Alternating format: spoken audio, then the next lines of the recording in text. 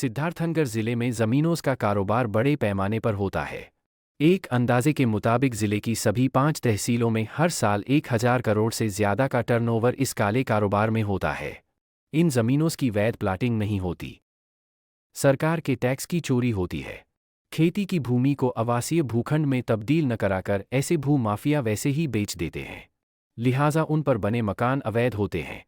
ऐसे में शासन प्रशासन जब चाहे उनके मकानों पर बुलडोजर चलवा सकता है। हमारे YouTube चैनल कपिलवस्तु पोस्ट ने इस काले कारोबार को जानने के लिए सामाजिक एक्टिविस्ट मुमताज़ अहमद से एक इंटरव्यू लिया तो चौंकाने वाली जानकारी मिली। मुमताज़ अहमद ने खुलासा किया कि जमीन के कारोबार में यह भू माफिया हवाला तक के पैसे लगाए हुए हैं, जिसे वे धोखाधड़ी के माध्यम से सफ़ेद धन में बदलते हैं। लेकिन इसमें हानि जमीन खरीदने वालों और सरकार के टैक्स की होती है।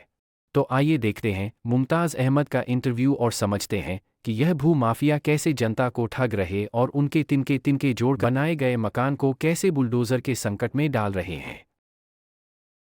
मुमताज जी, ये बताइए, आप जिले के समाज सेविक हैं। सिद्धार्थनगर जिले में जमीनों के कारोबार में फर्जीवाड़ा कहाँ हो रहा है और कैसे हो रहा है? देखिए, सिद्धार्थनगर में मेरी नज़र सबसे पहले बर्डपुर में अवैध प्लाटिंग पर गई, जो सरकारी ज़मीनों को भी कब्जा करके और अवैध तरीके से प्लाटिंग बहुत लंबे पैमाने पर लगभग 200-300 प्लाटिंग करने का कारोबार मेरे सामने आया। तो धीरे धीरे मैंने इसको जब देखा तो मैंने जिलाधिकारी, यहाँ के जिलाधिकारी आए तो उनके संज्ञान में मैं लाया। उन्होंने इसको 2 सदस्यीय कमेटी बनाई जो सीनियर उप जिलाधिकारी थे इस जनपद के, और उन्होंने जांच कराई और जांच में भी यह स्पष्ट आया कि कुछ अवैध तरीके से जमीनों का कारोबार किया गया। उस अवैध इतने बड़े पैमाने पे किया गया जिसमें फर्जी कंपनी बनाई गई और फर्जी कंपनी बना करके और इन लोगों ने, ऐसे लोगों ने कारोबार किया जिनके पास उनके पास अपनी कोई संपत्ति नहीं थी, लेकिन उन्होंने, जो मेरे संज्ञान में आया, लगभग ये कारोबारी लगभग 150-200 करोड़ की का कारोबार मेरे संज्ञान में आ चुका है।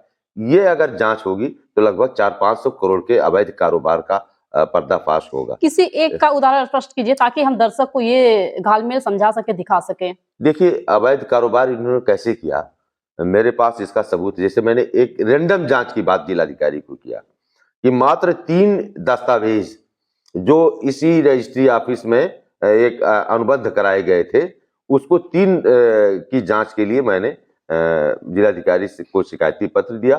तो उस 3 दस्तावेजों की जब जांच हुई और एक जांच उप जिलाधिकारी न्यायिक इटवा श्री मनोज कुमार भारती की जिम्मे गई और उन्होंने जांच किया।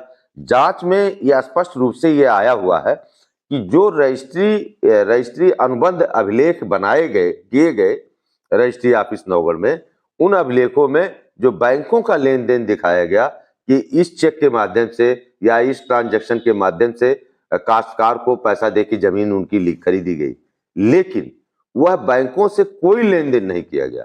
वह बैंक से कोई लेन देन नहीं हुआ और वह सब फर्जी तरीके से दर्शाया गया और बाहर काले धन का इस्तेमाल किया गया। और ये स्पष्ट रूप से जब मजिस्ट्रेट बैंकों से रिपोर्ट लिए, उनकी जांच रिपोर्ट आई तो ये स्पष्ट हो गया।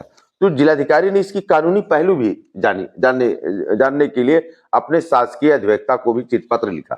ये शासकीय अधिवक्ता की, जो जनपद के शासकीय अधिवक्ता, उनसे जब जिलाधिकारी ने रिपोर्ट मंगाई, उन्होंने भी ये रिपोर्ट में स्पष्ट किया कि हाँ, ये सरकार के कर की चोरी है, क्योंकि 20,000 रुपए से अधिक के धनराशि का कोई कैश का लेन देन नहीं हो सकता।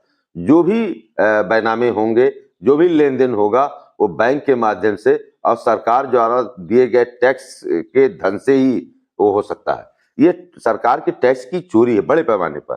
ये 3 मामले आए तो ये तीनों के बारे में जब सरकारी अधिवक्ता से लॉ पॉइंट की जानकारी की गई, उन्होंने भी साफ साफ लिखा है कि ये उपरोक्त तथ्यों के परीक्षण में निष्कर्ष निकलता है कि विक्रय अनुबंध के उभय पक्षों में कोई विक्रय अनुबंध में संगठित रूप से यह अवैधानिक ढंग से फर्जी कूटरचित विक्रय अभिलेख विरचना का करके असल रूप से दर्शित करके कूटरचित जाली कागजातों के आधार पर अवैध धन का उपयोग सरकारी टैक्स की चोरी का अवैध कारोबार किया गया है, जो कि भारतीय दंड संहिता की धारा 419, 20, 467, 468, 471 के ये दोषी हैं। इनके ऊपर ये मुकदमा कायम किया जाना चाहिए। ये स्पष्ट रूप से सरकारी अधिवक्ता की ठीक है, रिपोर्ट आ गई। इस तरह का फ्रॉड सबसे अधिक किस क्षेत्र में हो रहा है? सबसे अधिक जमीनों के कारोबार में हो रहा है, क्योंकि इसमें इन्होंने इनका एक ही व्यक्ति का मैंने इसकी कंपनी के बारे में